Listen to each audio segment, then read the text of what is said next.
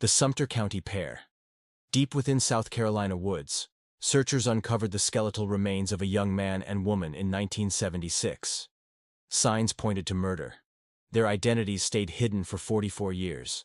The Sumter County Sheriff's Office requested assistance from the DNA Doe Project.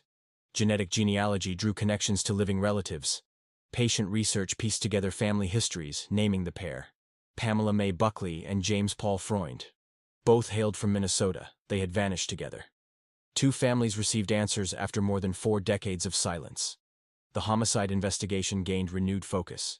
The Clark County discovery. Hikers near Vancouver, Washington, stumbled upon skeletal remains in a shallow grave in 1980. The bones belonged to a murdered young man, likely buried years earlier. His name eluded investigators for over 4 decades.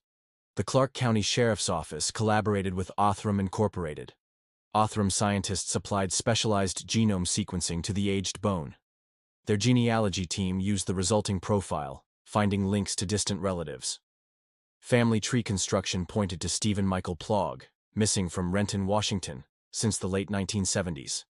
The identification gave the victim his name back. His family learned his fate.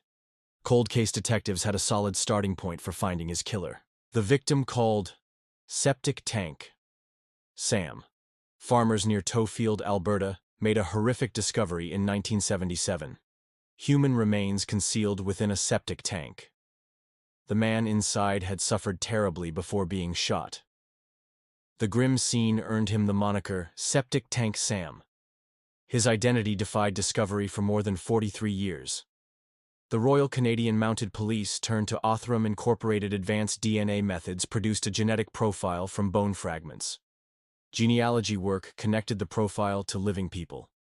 Investigators followed the trail to Gordon Edwin Sanderson of Edmonton, estranged from his family since 1976. A direct genetic comparison with a sibling confirmed the match. Sanderson's family finally had knowledge of his violent end, receiving a measure of resolution. The homicide investigation gained a name, a history, a direction. The man named Lyle Stevick. A young man entered a Washington motel room in 2001 using a false name, Lyle Stevick. He ended his life there, leaving behind cash for the room but no clue to his actual identity.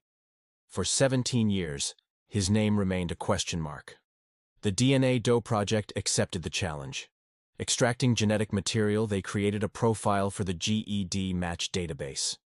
Comparisons pointed to distant relatives. Genealogists constructed family trees, eventually pinpointing the man's true place within a family network.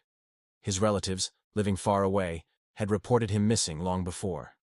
News of his fate reached them, ending nearly 2 decades of painful uncertainty. The woman in buckskin. Beside an Ohio road in 1981 lay the body of a young woman.